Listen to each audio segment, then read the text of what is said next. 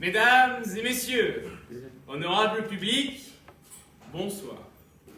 Je vous remercie pour votre venue et préparez-vous, car en ce jour glorieux, nous allons juger un homme illustre, odieux, un homme qui a fait couler beaucoup de sang et qui a fait couler beaucoup plus d'encre encore.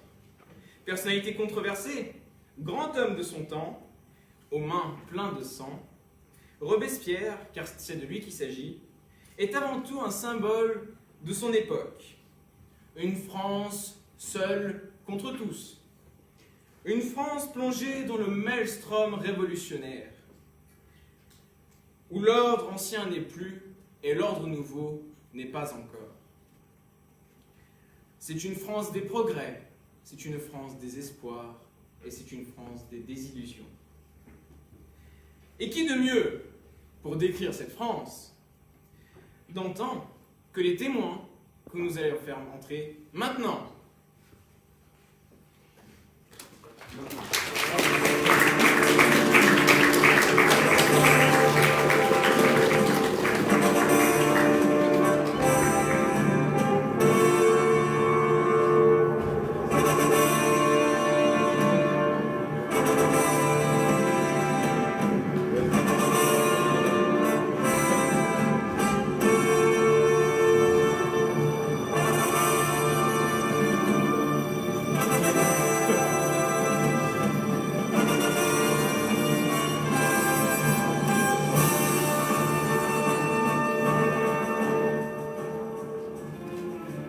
Accueillez Napoléon Bonaparte, Olympe de Gouges,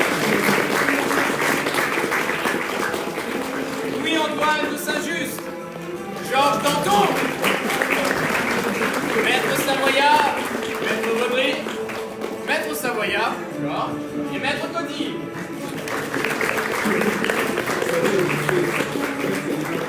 Et enfin, celui que vous attendez tous, celui finalement qui va être jugé ce soir, notre protagoniste, nous demandons Robespierre.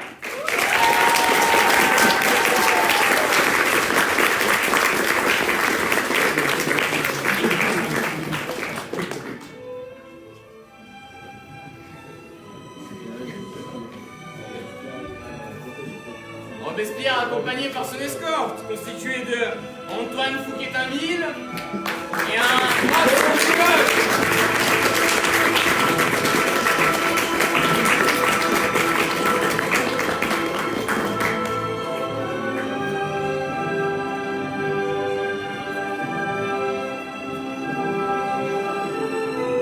Maintenant que tous les héros de ce soir se sont réunis, je vous souhaite à toutes et à tous un bon procès. Amusez-vous et profitez du spectacle.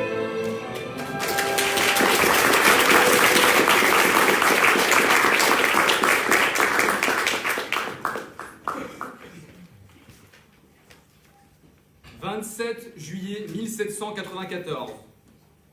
Maximilien de Robespierre et 21 de ses partisans, dont son frère et Saint-Just, sont amenés en charrette sur la place de la Concorde pour y être exécutés sans procès.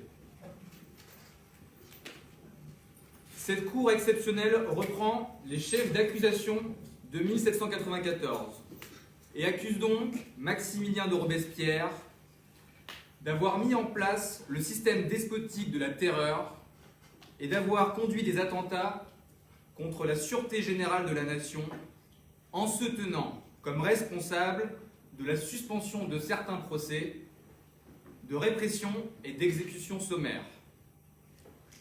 À la fin de ce procès posthume sera décidé de la légitimité de son exécution. J'appelle donc, pour commencer, Napoléon Bonaparte.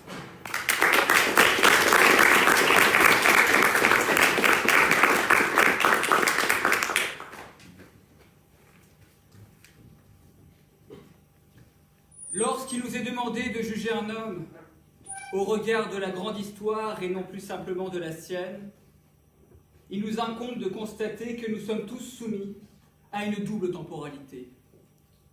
Il y a la temporalité du vulgaire, la temporalité qui concerne la plupart d'entre nous et qui aura pour fin, au même moment où notre corps trouvera la mort. Puis, il y a les quelques-uns qui s'inscrivent dans une temporalité bien différente. Ces quelques-uns dont leur nom ne résonne plus comme un simple patronyme, mais comme un cadeau fait à l'humanité. Un cadeau non pas nécessairement pour eux-mêmes, non pas nécessairement pour les bienfaits qu'ils ont pu faire, mais pour les idées qu'ils ont semées, pour les idées qui sont aujourd'hui les nôtres, qu'il s'agisse de les adopter ou de les combattre.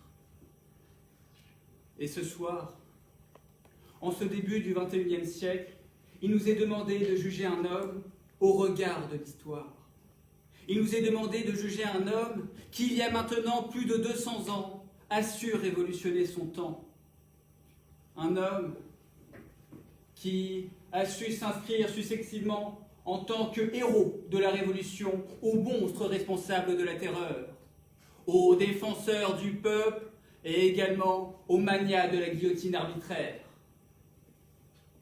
Car oui, mesdames et messieurs, lorsque j'entends le nom de Maximilien et plus simplement celui de Robespierre, j'y entends un paradoxe. Un paradoxe à la fois sanglant et fascinant. Lui qui a été contre la guerre, lui qui a été contre la peine de mort, lui qui a été contre la royauté. Jusqu'en 1792, nous aurions été tentés d'y voir en Robespierre un homme au parcours idéologique sans faille. Un homme idéaliste, rêvant d'être acteur dans une société de progrès. Toutefois, chaque homme possède ses faiblesses. Et dès l'été 1793, alors qu'il rentra en tant que député à la Convention nationale, il n'hésite pas à exclure les Girondins, ses opposants politiques du Parlement. Il n'hésite pas non plus à rentrer à la commission du salut public afin d'y instaurer un régime révolutionnaire. Entendons-nous, un gouvernement de terreur. Et alors, la suite est tristement connue de tous. La suite est la raison du procès de ce soir. Il était opposé à la peine de mort, il la réinstaure, au même moment qu'un bon nombre de lois despotiques, l'impliquant ainsi, peut-être malgré lui, dans plusieurs dizaines de milliers d'exécutions. Il était contre la guerre, il l'amène tout de même face à toute l'Europe, et même également sur son propre territoire. Opposé à la royauté, il s'inscrit en tant que nouveau tyran, avant de tomber au même moment que ses derniers soutiens. Oui, Robespierre a trahi. Oui, Robespierre a tué. Oui, Robespierre est responsable d'un bon nombre d'événements abominables. Mais ces questions sont de l'ordre de la justice des hommes et non plus celle du temps. Comprenez que lorsque l'on juge l'histoire, c'est qu'on la juge avec un regard anachronique, avec notre morale actuelle et non plus le contexte. Et cet anachronisme, mesdames et messieurs, nous empêche de réfléchir sur l'importance d'un homme au regard de ce qu'il nous a laissé. Aurais-je été Napoléon sans Robespierre ? Ne suis-je finalement pas le simple héritier moral de ce dernier ? Ne suis-je pas le fils de la Révolution, celui qui a continué ses combats ? Car oui, j'ai continué ces combats jusqu'à 20 ans après sa mort. J'ai combattu les mêmes ennemis sous les couleurs du même drapeau. Alors, certains rétorqueront avec raison qu'il était compliqué de trouver des convergences idéologiques entre moi et Robespierre. Et c'est justement cette absence de convergence idéologique qui fait que nous nous complétons si bien. C'est grâce à cette absence de cohérence et de convergence idéologique que la France a pu être ce qu'elle est aujourd'hui. Il a pris le pouvoir en instaurant la terreur, je l'ai repris en y mettant fin. Il a bouleversé une monarchie désuète et obsolète, et j'y ai réinstauré de l'ordre. Il a su faire évoluer les mentalités, j'ai su faire évoluer la société. car parfois l'histoire d'un pays ne tient qu'à la force d'un seul homme, mais parfois la force d'un seul homme ne tient qu'à celle d'un autre. Alors, mesdames, messieurs, c'est pour cela que de Clovis jusqu'au comité de la Convention nationale, je me sens solidaire de tout. De tous les événements glorieux, passés, ou même les plus abominables qui ont su engendrer notre pays. Car, mesdames, messieurs, vous pourrez tenter d'oublier les noms, des grands noms, des personnes qui ont commis des événements abominables. Vous pouvez effacer l'histoire honteuse de notre nation. Vous pouvez faire en sorte qu'ils n'ont jamais existé. Toutefois, renier le passé n'essuiera nullement ses fautes. Au contraire, cela ne fera que les faire renaître. Alors, je ne sais pas ce que la justice des hommes réserve à Maximilien de Robespierre. Toutefois, ce que je sais, c'est que tout homme que Robespierre fut n'a finalement aucune espèce d'importance. Car ce qui compte, c'est les idées qu'il a portées. Ce qui importe, c'est précisément ce qu'il a laissé. Alors c'est pour cela, mesdames et messieurs, que j'invite les avocats de ce soir, non pas à parler d'anecdotes, non pas à évoquer leur morale individuelle, mais bien à nous installer dans l'histoire, dans la perspective du temps, à nous interroger sur la valeur d'un homme au regard de l'humanité, au regard de l'éternité et du temps, à nous interroger sur la valeur de Robespierre, sur ce qu'il nous a laissé. Que Robespierre ait le procès qu'il mérite, que ce tribunal respecte et fasse honneur à l'histoire, et surtout que la France demeure et reste grande. Qu'elle prenne conscience que la mémoire n'a pas pour objectif d'idéaliser le passé, mais à se tourner vers l'avenir, et que la France ne doit pas subir sa propre histoire, elle doit l'écrire.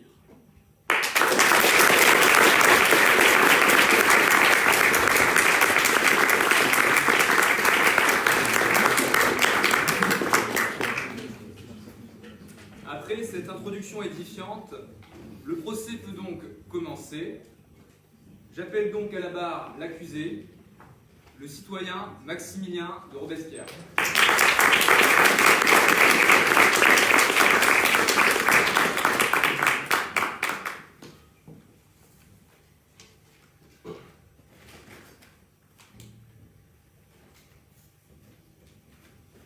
La manière la plus efficace pour détruire un système, que ce soit une institution, une nation ou un régime, c'est de s'attaquer directement à sa tête.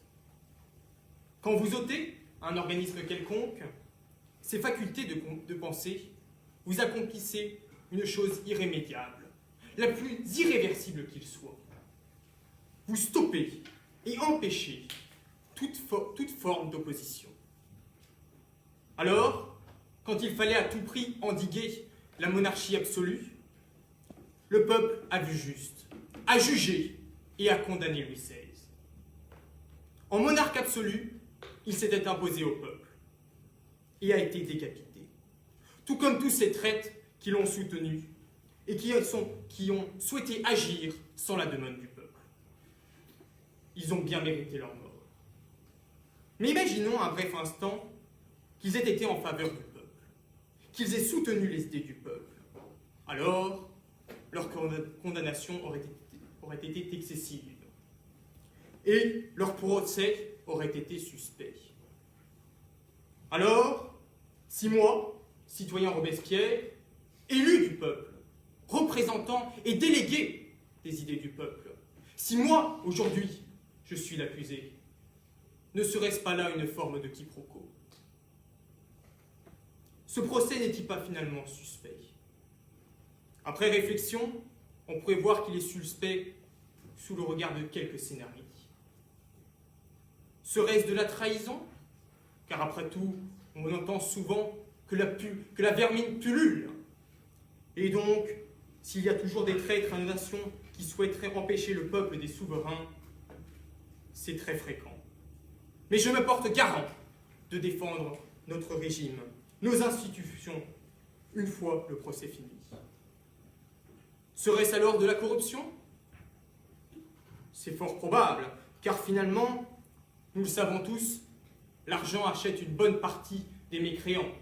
Et c'est pourquoi, si vous voyez quelques liasses de billets passer de main en main, de poche en poche, n'en soyez pas étonnés.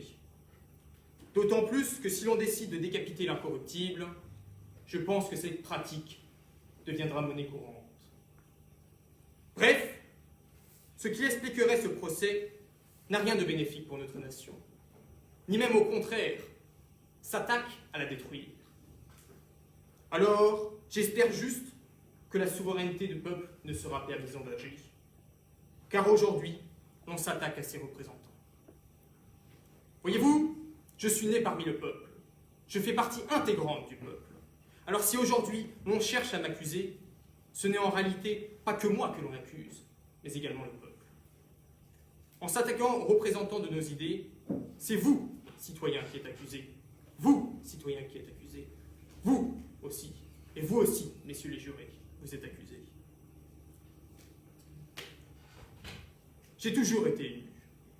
Élu député du tiers-État aux États généraux, je représentais déjà les idées du peuple. J'ai été, sans aucune once de pédanterie, la figure principale de l'Assemblée constituante. Et nous avons défendu, avec force de conviction, l'abolition de l'esclavage, mais également nous avons défendu le droit de vote accordé à tous, que ce soit les gens de couleur, les juifs et les comédiens, qui étaient alors discriminés et écartés. Mais nous nous sommes aussi également battus pour la défense du suffrage universel. Celui alors que nous connaissions avant était censitaire et poussait les riches uniquement et accordait aux riches uniquement le droit de voter. En poussant le suffrage universel, nous avons créé une grande évolution.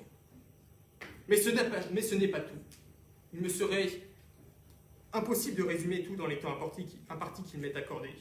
Mais n'oubliez jamais ma contribution pour l'abolition des privilèges, la déclaration des droits de l'homme, car aujourd'hui, nous sommes tous bien contents d'avoir des droits sacrés, inaliénables, mais également, sans oublier le rôle que nous avons joué dans la proclamation de notre République.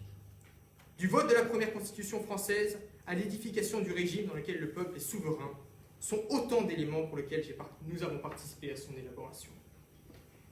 Mais j'ai peur qu'aujourd'hui, l'accusation se fourvoie, en s'attaquant à ma personne et les symboles que je représente avec mes compatriotes du Comité du salut public. Et alors, il serait de bon ton d'éradiquer ces conspirationnistes. C'est pour ça, il est important, ce soir, mes chers concitoyens, et j'en suis convaincu, que ce procès est une farce. Ce n'est pas moi qui devrais être l'accusé, mais plutôt ce devraient être les accusateurs. Car je suis le premier innocent et patriote citoyen à être accusé. Et ce sera sûrement vous, les prochains. J'ai bien peur qu'en me coupant la tête, c'est bien la tête de notre chère République qui va tomber. Nous avons jugé Louis XVI parce qu'il fallait que la patrie vive. J'ai bien peur qu'aujourd'hui on me juge pour qu'à mon grand regret, la patrie meure.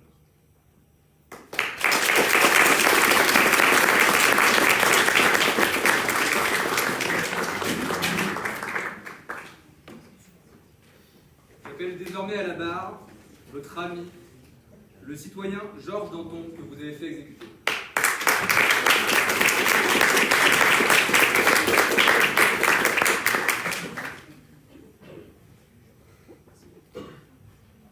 Je ne pourrais vous donner une image complète de ce mystère qu'est Robespierre, mais j'étais aussi proche ami de lui qu'on pouvait être du grand citoyen suprême Robespierre. Je donnerai donc, à ma façon, l'histoire de cet homme, l'histoire du tyran français. Je l'ai connu dès 1790. Il faisait partie du club des Jacobins, moi du club des Cordeliers. C'était un homme brillant, un fameux orateur et un avocat hors norme. Il n'y aurait pas eu de révolution sans nous. Il n'y aurait pas eu de république sans nous. Pour vaincre nos ennemis, nous avons montré de l'audace, encore de l'audace et toujours de l'audace. Nous avons pris des mesures extrêmes pour sauver la France. Nous avons créé un tribunal, non pas bien, car cela était impossible, mais le tribunal le moins pire. Il fallait que le glaive de la loi pèse sur la tête de ses ennemis. Et nous avons installé la guillotine à Paris. Et en 1793, nous avons guillotiné le citoyen Louis Capet. Et pour protéger la France et notre révolution qui venait de naître, qui avait à peine éclos, nous avons dû décapiter bien d'autres encore. Il le fallait, car notre démocratie naissante était assaillie de tous côtés. Mais une fois le mal passé, une fois l'ennemi à l'intérieur vaincu, Maximilien de Robespierre prit goût aux décapitations. Pour lui, c'était un outil politique, un outil qui permettait de faire disparaître ses ennemis, peut-être même un outil d'amusement. Le citoyen Robespierre, ou juste Maximilien entre nous, usa de ces mesures d'urgence pour tuer non plus les ennemis de la France, mais ses ennemis personnels. Il usa des moyens d'urgence que j'avais moi-même créés pour tuer un de nos amis les plus proches, Camille Desmoulins. Camille, qui séjournait déjà chez moi en 1790, alors que moi, Maximilien et Camille, nous sommes tous rencontrés. Camille, qui, lorsqu'il s'est fait décapiter, déjeunait encore au moins une fois par semaine chez Maximilien. Camille, qui l'a suivi sous le drapeau de la Révolution, sous la Convention, qui l'a suivi, jusqu'à ce qu'au premier désaccord avec le puissant Robespierre, il fut nommé traître envers la nation qu'il avait construite de ses propres mains et de son propre sang. Je ne suis pas sans faute. Je sais que certaines des accusations qui ont été faites contre moi au fur et à mesure des années sont sans doute fondées dans une quelconque vérité. Mais si j'ai fait du mal, et Dieu sait que j'en ai fait, si j'ai été un poil corrompu, au moins c'était pour l'argent. Lui, c'était pour le plaisir. L'incorruptible corrompu, non pas par l'argent ou l'amour, deux sources de corruption tout à fait compréhensibles, mais par le fanatisme et le mirage d'une pureté parfaite, par la peur et par le sang. C'est un malade atteint d'une pathologie d'insensibilité. Cette course de soi-disant justice qu'il utilisait pour tuer par la dizaine, je la connais bien. C'est moi qui l'ai créée. Et j'en demande pardon à Dieu et aux hommes. À l'origine, elle devait être non pas le fléau de l'humanité, mais un rempart, une dernière instance contre le déchaînement des fureurs, de la brutalité et de la peur. Au lieu de cela, c'est devenu l'assassinat de la raison. Et ceux ici qui nous jugent savent que moi, Danton, je n'ai pas voulu cela. Si je parle aujourd'hui, ce n'est pas pour m'attaquer à un simple ennemi politique, mais c'est pour préserver et défendre tout ce que nous avons réalisé. C'est pour tout ce que nous avions atteint. En abolissant les pouvoirs auxquels n'avait droit aucun homme, nous avons mis fin au monopole de la naissance et de la fortune. Nous avons déclaré que l'homme le plus humble de ce pays était désormais l'égal du plus grand. Et cette inspiration se souffle pour tous les hommes, partout, en tout lieu. Cet appétit, cette soif, jamais elle ne mourra. Mais, quand je suis revenu à Paris, de ma campagne natale, où j'étais allé m'éclipser de la vie politique, j'avais peine à reconnaître cet endroit. C'était devenu un véritable repère de mensonges et de démence. À l'extérieur, je voyais les prisons pleines de pauvres diables dont le seul crime était de ne pas avoir été assez fanatiques. Je les voyais chaque jour décapités sur la place de la Révolution. Est-ce là, cette République que nous avions dessinée à la craie?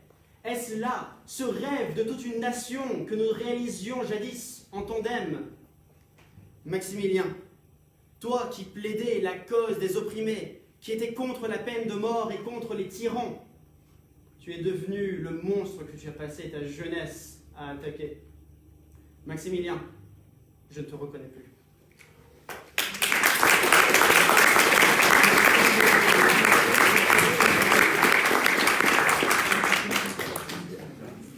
Georges Danton, nous vous remercions pour cette révélation.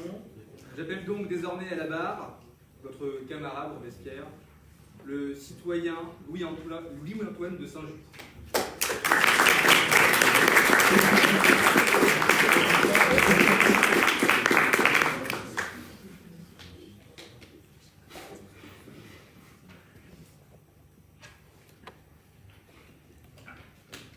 Lorsque tu fais quelque chose, tu auras contre toi 3 types de personnes. Ceux qui voulaient le faire avant, ceux qui voulaient faire le contraire, et ceux qui ne voulaient rien faire. Voilà ce que l'on reproche à Maximilien de Robespierre. D'avoir agi, d'avoir pris des mesures et d'avoir participé à la Révolution. Participer à l'événement qui fait que notre société aujourd'hui est l'une des plus enviables du monde. Ceux qui vous disent que M. Robespierre n'aurait rien dû faire ne sont que des royalistes. Ils se complaisent dans l'Ancien Régime, ils aiment les privilèges que cela incluait. Ils se délectent d'un régime qui, pendant des siècles, a opprimé les consciences, a brisé des vies, sans aucune distinction. Et parce que certains ont usé d'un petit peu de violence afin d'améliorer la société et de mettre fin à la monarchie de droit divin, l'on essaierait de les faire changer de rôle. L'on veut nous faire croire que les révolutionnaires sont les plaies de la société et que tout se serait mieux déroulé sans eux. Chère Assemblée, qui est coupable ? Ceux qui ont pris les armes pour chasser les privilèges, ceux qui se sont tués à la tâche afin de rédiger une constitution, ceux qui ont payé de leur vie la création d'une assemblée constituante, ou bien ceux qui se complaisaient dans la monarchie de droit divin, ceux qui emprisonnaient sans la moindre contestation. Il est donc ridicule de reprocher à M. Robespierre d'avoir agi à un moment où, s'il n'y avait pas eu d'ordre donné, le pays aurait pu sombrer à tout moment dans la guerre civile. À tout moment, notre patrie aurait pu se faire envahir par les hordes des monarchies voisines. En parallèle, on tente d'imputer à M. Robespierre les crimes les plus violents de la Révolution. Je le répète, ce que ces détracteurs des montagnards tentent d'imputer à M. Robespierre est faux. J'ai siégé avec lui au comité de salut public et je peux confirmer que M. Robespierre a toujours fait primer le dialogue et la non-violence sur les baïonnettes. Dois-je rappeler le passé d'avocat de M. Robespierre, lui qui a toujours défendu successivement la lutte contre l'esclavage, le suffrage universel, le droit de vote des gens de couleur. Les massacres de la terreur qu'on essaye de lui imputer sont ceux les plus extrêmes des révolutionnaires. Et je ne peux qu'en confirmer que M. Robespierre a toujours privilégié les solutions non violentes. Il s'est toujours opposé à la peine de mort, en particulier lorsqu'il siégeait au comité de salut public. Demandez à Madame Élisabeth de France, pour qui il a plaidé, face aux herbettistes qui exigeaient la peine capitale. Dois-je aussi souligner que M. Robespierre a voulu créer un comité de clémence. En résumé, il n'est pas la personne que l'on vous dépeint. Et moi, Saint-Just, l'ayant accompagné jusque dans ses derniers instants, je peux aussi vous parler de l'homme, de son courage, de son objectivité, et quelle que soit la situation, de son indéfectibilité et recherche de la paix. Bien sûr, il a pris des décisions radicales, mais nécessaires. Le comité de salut public a guerroyé et repoussé les hordes d'Autrichiens qui tentaient d'envahir notre patrie. Et ceux qui vous disent que c'est mal sont eux aussi ceux qui vous diront que les privilèges ne posaient pas de problème. Car j'insiste aussi sur la question d'ordre social. Nous avons toujours tenu avec M. Robespierre, à offrir aux enfants de la République un cadre égalitaire. Car la République, c'est bien, mais lorsque chacun a autant de chances que l'autre de réussir, c'est encore mieux. Robespierre est l'un des piliers de notre histoire récente. Et si aujourd'hui, vous vivez dans une société juste, c'est en partie grâce à lui. Chère Assemblée, à ceux qui font des reproches à M. Robespierre, répondez-leur que l'histoire s'écrit en prenant des initiatives. Répondez-leur que parfois, il est nécessaire d'utiliser la violence pour préserver la paix. Ceux qui vous disent qu'il aurait pu en être autrement vous mentent. Ou alors ils se complaisent dans l'ancien régime et les injustices que cela impliquait. Chère Assemblée, il faut choisir. Soit vous condamnez un serviteur de la France, soit vous admettez, comme M. Robespierre, que notre idéal, c'est la paix.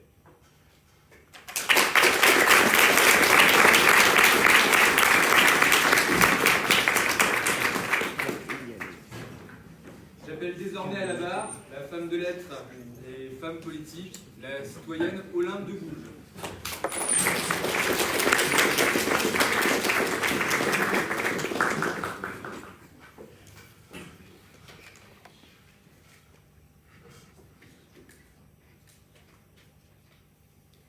Le but de toute association politique est la conservation des droits naturels et imprescriptibles de la femme et de l'homme. Ces droits sont la liberté, la propriété, la sûreté et surtout le droit de résister à l'oppression. Je suis née avec un désir de liberté et la force et le courage de résister face aux injustices subies par celles que l'on qualifie de sexe faible et ceux que les grands exploitent. J'ai combattu toute ma vie les injustices sociales pour permettre aux femmes ainsi qu'aux hommes d'accéder en toute égalité aux droits civiques. J'ai combattu ces fléaux qui gangrènent notre société. La violence, le crime, l'esclavage et la peine de mort. Ô combien je fus optimiste alors, lorsque le glas de la Révolution sonna, lorsque je vis ces hommes et ces femmes fiers de défendre leur patrie, lorsque je vis cette foule marcher vers la Bastille pour y destituer les derniers symboles d'une monarchie sanguinaire, lorsqu'enfin les voix s'élevèrent pour réclamer la liberté et le droit. J'ai cru fermement, peut-être naïvement, que ma nation renaîtrait grandie de cette révolution et que le despotisme, l'injustice et l'inégalité seraient désormais les cendres de l'ancien régime. Et alors, Robespierre, vous vous êtes distingué à la tribune, inébranlable, intransigeant, incorruptible.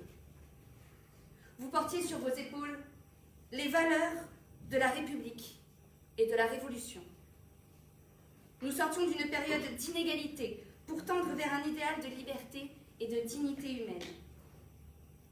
Vous, qui, de par votre sexe et votre naissance, aviez droit à la parole, vous, dont je partageais les idées, vous contre l'esclavage, vous contre la peine de mort, vous, à l'origine des droits de l'homme et du citoyen, je vous ai soutenu et défendu. J'aurais dû voir alors le revirement arriver. Lorsque l'on oublie la moitié d'une population, lorsque l'on écrit la Déclaration des droits de l'homme, mais pas de la femme. Mais en octobre 1792, vous vous engagez avec Marat pour la décapitation du roi Louis XVI. Ce sera le début d'un chapitre sanglant, encadré par une nouvelle constitution, qui ne reflétait plus alors les idées de la Révolution. Il n'est plus question de justice, d'égalité ou de droit. Sur simple accusation, on tue sans procès. haranguer la foule, on exhibe les têtes. La dignité humaine est enterrée avec les milliers de corps qui remplissent de sang la place de la Concorde. J'ai assisté au massacre de ceux qui contestaient vos décisions. J'ai été témoin des répressions plus sanglantes que ce que l'on pouvait imaginer. Des milliers de têtes qui tombent, des femmes, des hommes assassinés au nom d'une vertu que vous prôniez, mais qui n'étaient en réalité que les victimes de la dictature que vous avez mis en place. Ceux qui s'opposaient à vous devaient disparaître. En prétendant renforcer la République, vous avez massacré les Jacobins et les Vendéens. Robespierre a voulu faire la paix par la force. Pour libérer son peuple, il lui a coupé la tête. Loin alors était le Robespierre des débuts de la Révolution, et je regrette le soutien que je lui ai montré. Je décidai alors de combattre cette barbarie, et j'ai levé la voix. Pour le bonheur du peuple, pour sa tranquillité et sa paix, j'ai appelé tous les courants politiques à s'unir. Et parce que ma voix a porté, le coupet de la guillotine est tombé. Je n'ai eu droit ni à un avocat, ni à un procès. Ce n'était qu'une mise en scène pour déguiser le meurtre d'une femme que l'on autorise à monter à l'échafaud, mais qui n'a pas le droit de monter à la tribune.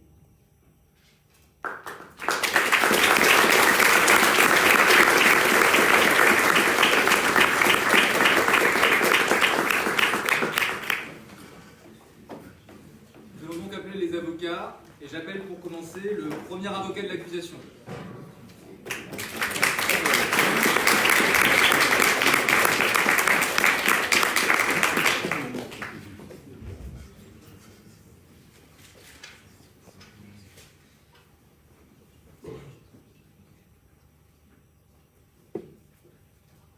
Il n'y a rien de plus indigne qu'une personne qui trahit ses opinions et à mesure que le temps passe, les condamne par la même occasion.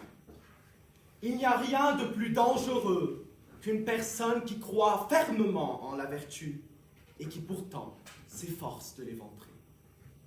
Robespierre, vous êtes pour moi une énigme incorruptible, un personnage controversé et pourtant si fascinant. Vous avez endossé le costume de la terreur et la question qui se pose est de savoir si vous êtes un traître ou un héros. Vous vous êtes institué comme l'esclave de la liberté, la voix du peuple, la vertu et le défenseur d'une république fraîche et orpheline. Mais vous avez été aussi un oppresseur, tenté par la tyrannie, animé par une sorte de psychose idyllique et exerçant un pouvoir liberticide sur la France. Vous avez choisi la peur, la répression, le sang et la violence pour écraser ce que vous avez qualifié de contre-révolutionnaire. Vous avez choisi de mettre en place des lois où seul votre pouvoir, seule votre autorité était légitime. En septembre 1793, la Convention nationale décide d'instaurer sous l'impulsion de Robespierre le régime de la terreur. Pour, paraît-il, sauver une république menacée par les royalistes et les monarchies européennes et unifier une nation jusque-là divisée. Alors, il a débuté calmement. Il a d'abord mis en place un tribunal, le tribunal révolutionnaire, qui, selon ses dires, serait une arme efficace pour guillotiner les opposants au régime. Il a ensuite instauré cette fameuse loi, la loi des suspects, qui condamne tous ceux qui, par leur conduite, leurs relations, leurs propos, leurs écrits, se sont montrés partisans de la tyrannie, du fédéralisme et ennemis de la liberté. Mais vous êtes allé encore plus loin, Robespierre. Vous avez mis en place tout un système despotique que vous aviez prévu depuis longtemps, et où vous avez tenté, et même réussi à prendre le pouvoir au sein du comité de salut public. En mars 1794, vous avez condamné les hébertistes, les jugeant contre-révolutionnaires parce qu'ils étaient trop enragés, parce qu'ils trouvaient que le régime que vous avez mis en place était trop souple. Puis vous avez condamné Georges Danton, le jugeant quant à lui trop indulgent, et donc vous avez avancé le prétexte que c'était un ennemi de la République. Un procès qui n'aura duré que 2 jours, un procès décidé à l'avance, ou plutôt puisse-t-on dire un complot pour vous débarrasser de ceux qui menaçaient votre autorité. Et pour couronner le tout, pour assouvir votre soif de pouvoir, vous avez décidé de violer un droit fondamental, lorsqu'au nom de la vertu, vous instaurez la loi de Prairial. Cette loi qui supprime la défense et les interrogatoires des accusés. Il n'y a désormais ni avocat, ni audition facultative des témoins, il n'y a tout simplement plus de procès. Le tribunal n'a qu'un seul choix à faire, l'acquittement ou la mort. C'est sous cette même loi que vous êtes tombé, Robespierre. Vous êtes tombé dans votre propre piège. Vous avez engendré tout un mécanisme avec des lois liberticides et une suspension des procès. Mais vous avez été condamné à mort de la même façon que vous avez condamné des milliers de citoyens, sans procès, sans défense, sans justice. Alors, on me dira de ce côté de la tribune que vous avez fait cela pour sauver la République et la Révolution. Mais en réalité, vous avez instauré la terreur uniquement pour sauver votre autorité et votre pouvoir. Vous avez senti la fin arriver, alors vous avez accéléré les condamnations pour rester le maître de la Convention, pour qu'aucune autre personne ne vous renverse. Vous avez imposé un système despotique pour que vous puissiez endosser le costume d'un héros, le héros qui condamne les complotistes. Il ne fallait pas que Georges Danton soit l'homme de la Révolution, ni Collot d'Herbois, ni Camille Desmoulins. Il fallait que ce soit vous. Il fallait que ce soit vous en haut de l'affiche. Cette terreur, vous l'avez faite pour vous. Parce que vous êtes un arriviste, Robespierre, depuis votre plus jeune âge. Parce que rien ne vous intéresse, ni l'amour, ni le bonheur, ni la fête. Rien, si ce n'est que le pouvoir et la reconnaissance. En ne pensant qu'à vous-même, vous avez finalement trahi les idéaux de la Révolution. Liberté, égalité, fraternité. En fait, vous prétendez être le soutien du peuple, mais vous êtes en réalité l'ennemi de la République et de ses valeurs. Par votre narcissisme, vous avez conduit la nation au bord du gouffre. Vous avez anéanti la liberté publique. Vous avez massacré la Révolution à coups de guillotine. Vous avez trop parlé au nom du peuple. Laissez-le à présent apprécier la paix du silence. Je requiers contre vous, Robespierre, la peine rendant légitime votre condamnation à mort. Vous avez institué des lois menant à l'absence de procès et vous avez été condamné par vos propres lois. Vous êtes tombé dans votre piège, vous avez subi ce que vous avez engendré. Et s'il y a une chose légitime, sachez-le, c'est de se mettre une balle dans le pied.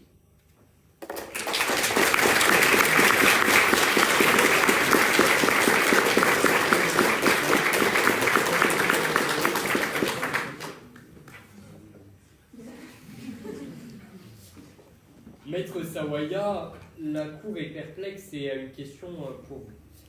Que répondez-vous aux défenseurs du citoyen Robespierre qui disent qu'il a fait plus de bien que de mal pendant cette période de gouvernance? Ils disent tout ça parce qu'ils voient en lui une figure héroïque qui vient dans un temps trouble et rapporte un peu d'ordre. Mais est-ce qu'il faut voir par hasard s'il a réellement sauvé la République ou pas? Est-ce qu'il l'a sauvée comme le prétendent justement ces défenseurs de Robespierre, puisqu'elle n'aura duré finalement que 7 ans, lorsque le 18 Brumaire en 8, Napoléon renverse la République et met en place le premier consul. Il ne faudra attendre que 1870, 60 ans plus tard, pour avoir une République sereine et stable. Alors Robespierre a sacrifié des gens, il a commis des crimes, il a mis en place un système despotique pour rien, uniquement pour satisfaire son image publique.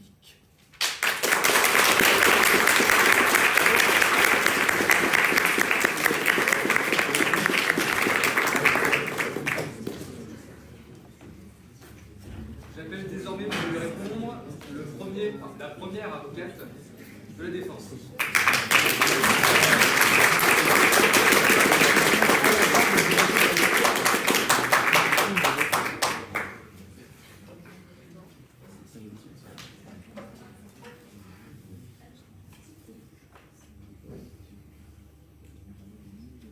Jusqu'où sommes-nous capables d'aller pour la liberté?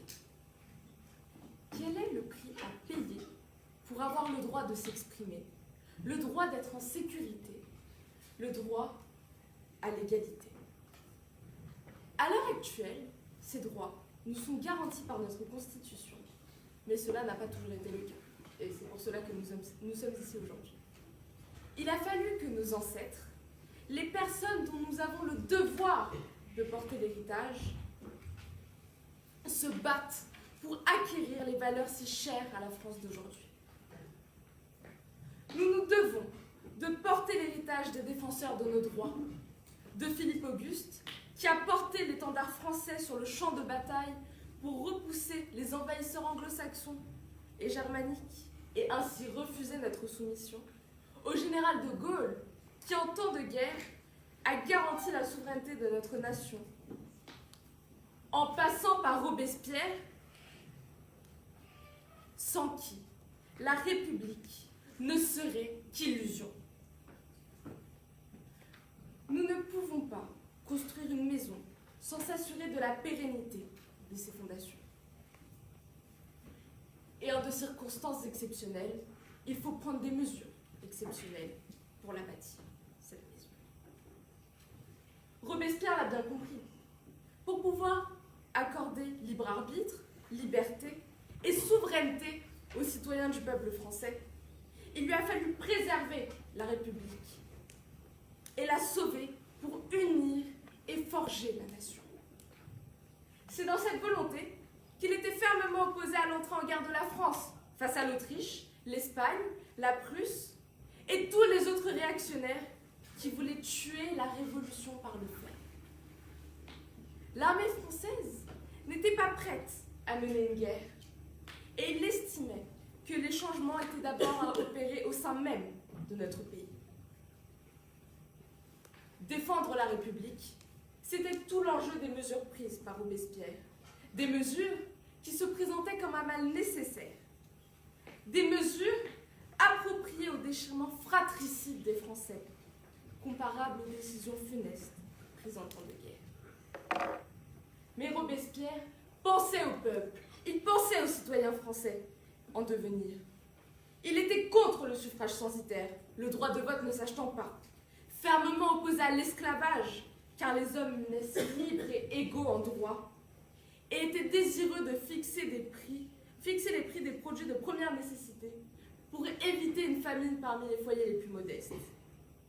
Mais visiblement, Maître Savoyard ne considère pas cela comme faire attention à de l'amour ou du bonheur ou à de la fête. Pour lui, Robespierre n'a pas de cœur. C'est pour ça que c'est un être humain. Et cet homme qui voulait le progrès de notre nation, cet homme qui voulait mettre fin à l'oppression de notre peuple, a été le bouc émissaire, le mouton sacrifié par les vrais ennemis de la Révolution, dont il voulait purifier la France. Un homme qui, jusqu'au bout, n'a pas voulu s'insurger face à mise à mort par souci de l'égalité, sans éventrer la vertu, comme le prétend Maître Savoyard. Alors, Madame de Gaulle est venue nous parler, elle nous a dit de très belles choses, avec lesquelles je suis profondément en accord, bien sûr, mais sans les sacrifices de Robespierre, dont on semble plus se rappeler que vous, malheureusement, pour préserver la République, je ne serais pas en mesure de m'exprimer devant vous aujourd'hui. Et je ne serais pas en mesure de m'exprimer tout court pour pouvoir défendre l'égalité homme-femme qui vous tient tant à cœur. En ce qui concerne Maître Savoyard, il y a tout de même beaucoup de choses à dire sur son réquisitoire face à Robespierre, puisque, en réalité, pour la plupart des choses qu'il a évoquées, Robespierre s'est fait avoir Maître Savoya s'est fait avoir par les exactions qu'on a attribuées à tort à Robespierre. Des exactions qui étaient du fait des ultra-révolutionnaires ou tout simplement des ennemis de la Révolution. Et plus grave encore, des ennemis de la République. Robespierre avait pour volonté de centraliser les jugements à Paris sous le contrôle du tribunal révolutionnaire pour justement limiter les exécutions sommaires dont vous l'accusez d'être l'instigateur. Et il n'était pas non plus le seul à vouloir la loi prairiale, puisque c'était également le fait du comité du salut. Alors Robespierre a participé à la violence, bien sûr, comme tous les révolutionnaires, mais cependant, il y a moins participé que certaines figures qui ont été oubliées par l'histoire, voire même glorifiées. Mieux comprendre Robespierre serait la meilleure justice qu'on pourrait lui faire. Alors en temps de guerre, en temps de révolution, lorsque les repères que nous connaissons n'existent plus, le bien ne suffit malheureusement plus pour faire le bien. Il faut combattre le mal par le mal et annihiler ce mal à la racine. Comme l'a si bien dit Danton, qui fait aujourd'hui partie de l'accusation, il nous faut être terribles pour éviter au peuple de l'être. Robespierre a protégé les citoyens de la République française au prix même de sa vie, en s'accrochant à ce dont il croyait pour la France. S'accrocher à l'espoir d'un monde meilleur. S'accrocher à la finalité de tous nos combats acharnés. La liberté.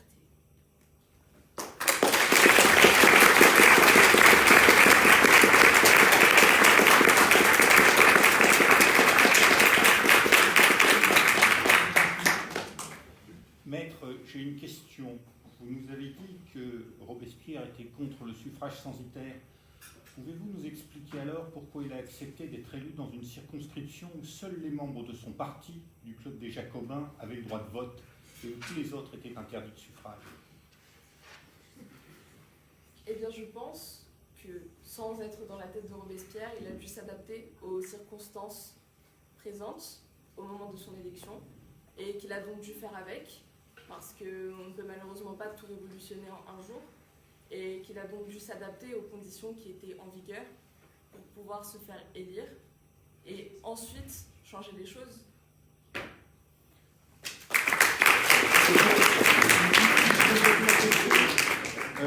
Il était le chef des Jacobins.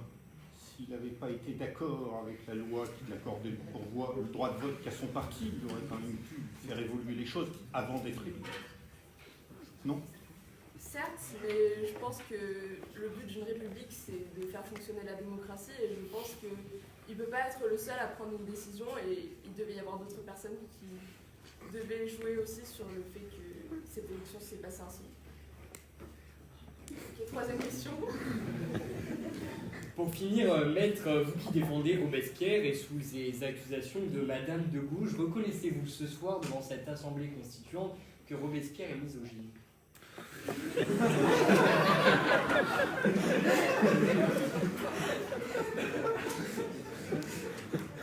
Merci pour cette question.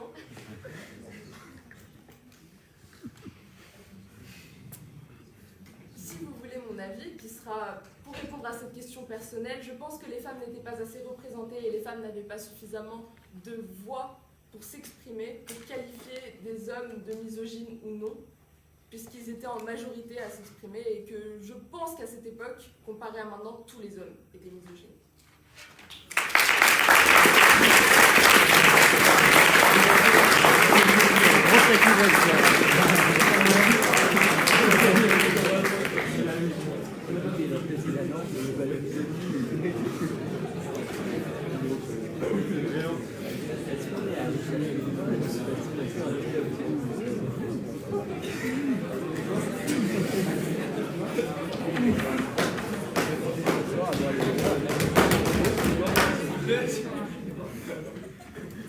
J'appelle donc désormais à la barre le second avocat de l'accusation.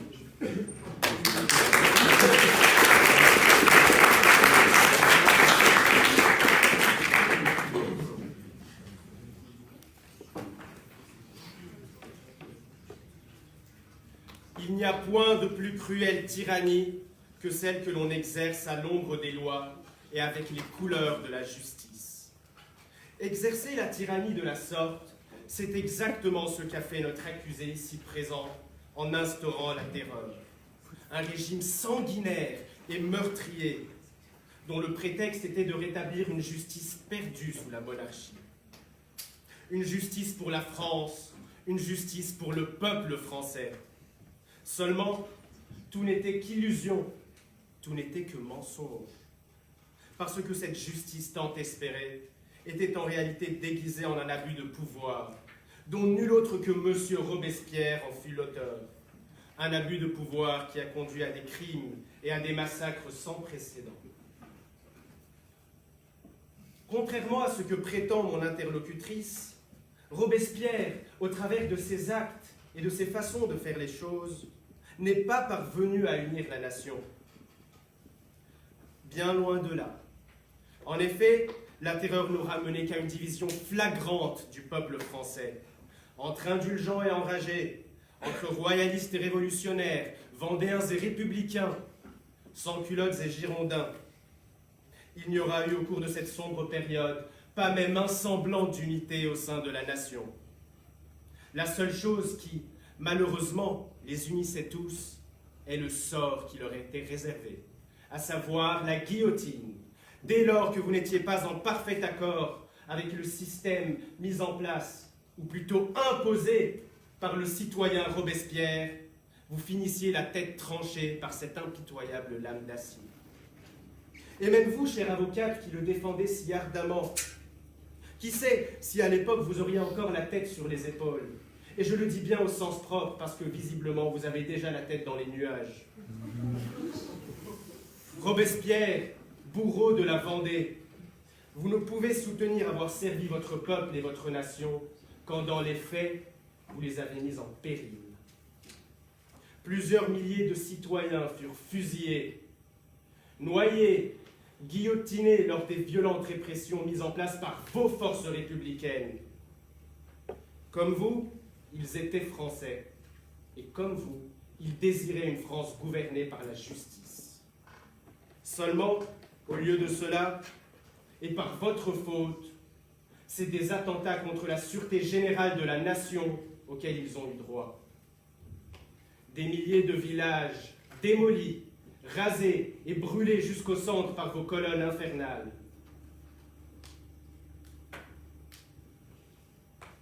Avec votre politique totalitaire et répressive, vous avez mené tout le pays à la guerre. Et malgré cela, certains auront l'audace d'avancer que vous êtes un homme de bien, que vos mesures étaient des mesures d'exception, visant à sauver la République, à forger la nation française. J'aimerais pouvoir en dire autant, avoir le luxe, ou peut-être la bêtise comme certains, de croire en ces affirmations apologistes de la terreur et qui se veulent optimistes. Mais la vérité, c'est qu'il n'en est rien, tout simplement. La République, une République forte et pérenne, telle devait être l'issue de la Révolution. Mais qu'en est-il réellement? Suite aux sanglantes manœuvres et opérations menées par Robespierre, c'est une République fragilisée qui attendait la France. Une République menacée par les monarchies européennes voisines. Une République qui finalement courut misérablement à sa perte lorsqu'elle fut renversée par le coup d'État du 18 Brumaire en 8, après seulement 7 ans d'existence, comme l'avait souligné mon collègue. Un véritable échec en définitive, parce qu'encore une fois, il aura fallu attendre jusqu'en 1870 avant de revoir une République stable. Tout ce sang versé, ce chaos, cet effroi dont le peuple en fut la principale victime, tout cela en valait-il vraiment la peine? Cette République que vous prôniez tant, Robespierre, vous l'avez en réalité mise en danger sur le long terme, parce que vous étiez avide de pouvoir. Alors, vous comprendrez qu'il ne faut pas être terrible pour empêcher le peuple d'être terrible. Ce n'est pas par la force que l'on sauve et que l'on bâtit une république, mais bien par l'unité et la cohésion, toutes deux mises à mal par votre soif malsaine d'autorité et par votre égoïsme criant. Messieurs les jurés, ce soir, au terme de ce procès, une décision devra être prise à l'égard de l'accusé. Une décision qui devrait être simple et même évidente au vu de toutes les atrocités qu'il a commises. Une décision qui, toutefois, sera remise en cause et même contestée, notamment par les avocats de la défense. Cependant, vous devez tous bien vous rappeler que si l'histoire sert à quelque chose, c'est à ouvrir les yeux. Et nul ici ne peut nier l'histoire, car elle est ce qu'elle est. Et ce soir plus que jamais, l'histoire se doit de nous guider sur le chemin de la justice, parce que rendre la justice, c'est répondre par un acte juste à des actes injustes.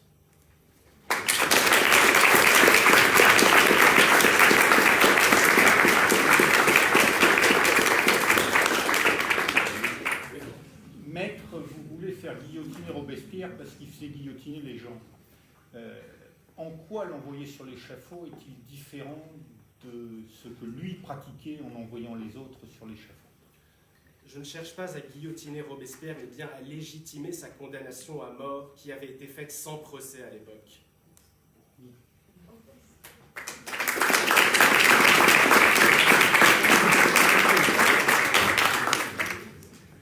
Cher maître Savoya, votre argumentaire se base sur le fait que la justice sous Robespierre n'était pas juste. Avez-vous des preuves de la non-objectivité de la cour sous Robespierre? Je n'ai pas les preuves concrètes, certes, mais j'ai le recul suffisant sur l'histoire et les témoignages sont là. Robespierre a peut-être, sur le court terme, voulu instaurer un semblant de justice en France. C'était son idée. Mais ce semblant de justice qu'il a voulu instaurer a fini par se transformer sur le long terme et n'a fait que mettre le peuple et la nation en péril.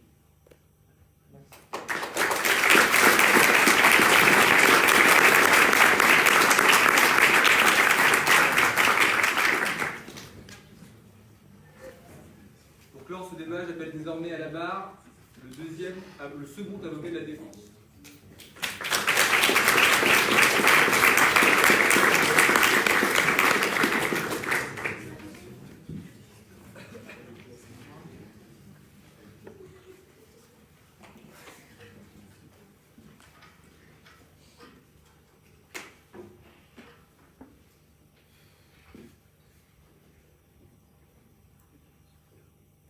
J'aime ma patrie plus que mon âme.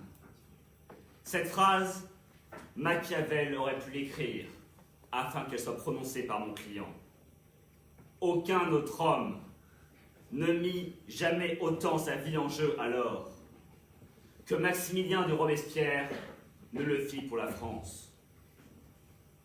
Ce soir, au travers des accusations qui ont été portées à son encontre, c'est bien plus le procès d'un régime que d'un homme qu'il était donné de voir.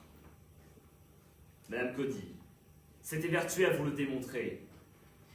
Le régime de la terreur et le gouvernement des comités, outre leur cadre, parfaitement légaux, avaient pour but, et pour seul but, de préserver la patrie des dangers extérieurs, tout en forgeant l'âme française. Alors, maître Savoya, vous êtes acharné à nous convaincre de la réalité des crimes perpétrés par la terreur. Il nous faut comprendre une chose. Ces crimes, nous ne les nions et les nierons jamais. Ils sont lâches et honteux. Mais ces exactions ont été commises par de dangereux extrémistes, qui d'ailleurs ont nui à l'effort d'unification nationale porté par Robespierre. Des colonnes infernales de Turreau aux déportations verticales de Carrier dans la Loire, en passant par les crimes du mitrailleur de Lyon, Joseph Fouché. Nul ne peut, nul ne saurait ignorer les horreurs qui sont sorties du sein révolutionnaire. Mais qui peut en accuser Robespierre alors même que ces crimes furent toujours commis par des représentants en mission éloignés de la capitale et en contradiction profonde avec les lois de la Convention qui prévoient au sujet de la Vendée. Les femmes, les enfants et les vieillards seront conduits dans l'intérieur. Il sera pourvu à leur subsistance et à leur sécurité, avec tous les égards dus à l'humanité. Ces dérives sont donc bien plus des effets de conflit provoqués par des personnages extrémistes à l'époque d'une situation nationale périlleuse qu'une volonté politique émanant de la personne de mon client se soit accusée d'avoir instrumenté. La responsabilité de ces crimes dont on essaie de le charger n'a dès lors aucun sens. Il n'est donc pas le bourreau de la Vendée. Il s'est opposé d'ailleurs, avec d'autres représentants en mission, aux colonnes infernales de Tureau, mais celui-ci n'en a fait que sa tête. De plus, il nous faut prendre conscience que c'est alors qu'il essayait de stabiliser le régime de la Première République que Maximilien de Robespierre fut arrêté et exécuté. Il avait pourtant réussi non sans mal à mettre fin à la lutte des factions entre les hébertistes et les enragés, pour qui la révolution n'était pas assez sanglante et qui voulaient la faire basculer dans l'anarchisme, et les indulgents, qui, ayant des scrupules finalement, voulaient y mettre un terme, ou étaient corrompus, puisque visiblement la corruption par l'argent n'est pas un problème pour M. Danton ici présent. Il cherchait donc bien à toujours mettre un terme aux excès, plutôt que les instrumentaliser. À ce sujet, il a d'ailleurs soutenu votre personne, Danton, contre la décristallisation du pays, qu'il jugeait dangereuse pour l'unité nationale, ou bien encore par le décret du 14 Frimaire en 2, qui vise d'une part à mettre un terme aux initiatives unilatérales des représentants en mission, et d'autre part à diminuer drastiquement l'influence des sections sans culottes. Alors, vouloir lui faire un procès en despotisme, qui peut l'oser? Quel despote serait prêt à s'immoler pour laisser intacte la conscience nationale qu'il a bâtie? Lequel refuserait de sauver sa vie et de raffermir son pouvoir? Car il a bien eu l'occasion de sauver sa vie, contrairement à ce que vous avez pu dire. De plus, il faut prendre conscience d'une chose. Il y a encore eu 4 ans de République après Robespierre. 4 ans de directoire. Comprenez bien une chose. L'une des personnes fortes, l'un des hommes clés du directoire, c'est Paul Barras. Cet homme est impliqué dans la chute de Robespierre. La République a donc survécu à la chute de Robespierre. Et il n'y a pas fallu attendre, comme vous dites, 80 ans pour en retrouver une. Il n'y a eu que continuité. Ensuite est venu l'Empire, mais là c'est un autre problème. Le jour où mon client fut arrêté, aucune prison n'accepta pareil outrage. Aucune prison n'accepta de le détenir. Laissé libre à l'hôtel de ville, il aurait eu tout le loisir de soulever tant la Commune de Paris que la Garde nationale et de détruire la Convention afin de devenir enfin ce despote que vous l'accusez d'être. Pourtant, il n'en fit rien. Pourquoi? Parce qu'il lui est primordial de sauver la patrie plutôt que sa vie. Parce qu'il refusait d'entrer dans l'illégalité et parce qu'il refusait d'entraîner le pays dans la violence de sa chute. Il a préféré, en homme brave et digne, regarder la mort en face. Une mort savamment orchestrée par ses ennemis, une mort savamment conspirée par Turreau, Carrier, Fouché, ces mêmes responsables des crimes dont on accuse Maximilien de Robespierre aujourd'hui. C'est eux, sentant le vent tourner, parce que Robespierre les avait menacés de conséquences, qui ont choisi de se liguer contre lui, qui passèrent une nuit entière à obtenir l'appui politique nécessaire pour le mettre hors la loi et le livrer à la guillotine. Alors, des journées révolutionnaires fiévreuses, à l'éloquence de la tribune, mon client fait partie d'une des périodes à part de notre histoire. Une période où l'on sentait s'écrire chaque jour en lettres d'or, en lettres de sang, sur le grand livre de l'histoire, l'épopée héroïque de notre nation. Pour avoir voulu forger ce métal incandescent, fourmillant d'idées, qu'était la Révolution, en un pays unifié, tendu vers la victoire des armes et de l'esprit, on intente aujourd'hui un procès pour crime et despotisme à Robespierre. Que ses contempteurs se souviennent qu'au milieu du péril, c'est au désir de ceux qui possèdent la volonté la plus forte que l'histoire se confère.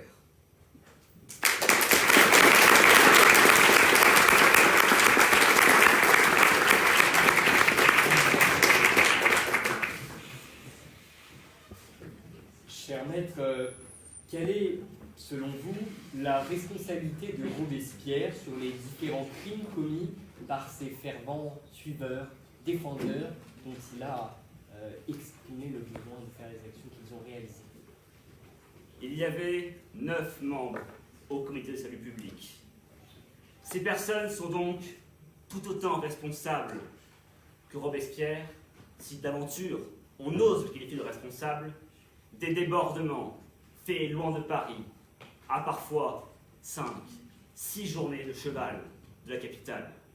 Robespierre n'avait pas les moyens modernes dont nous disposons pour contrôler l'État.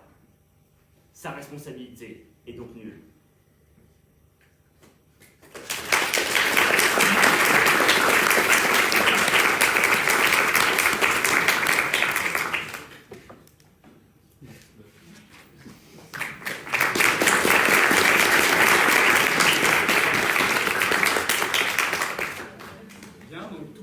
Sont passés. J'appelle donc désormais les jurés à bien vouloir délibérer sur le sort de Robespierre.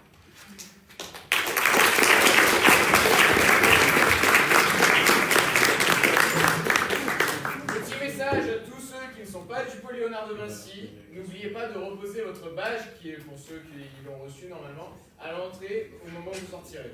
Merci.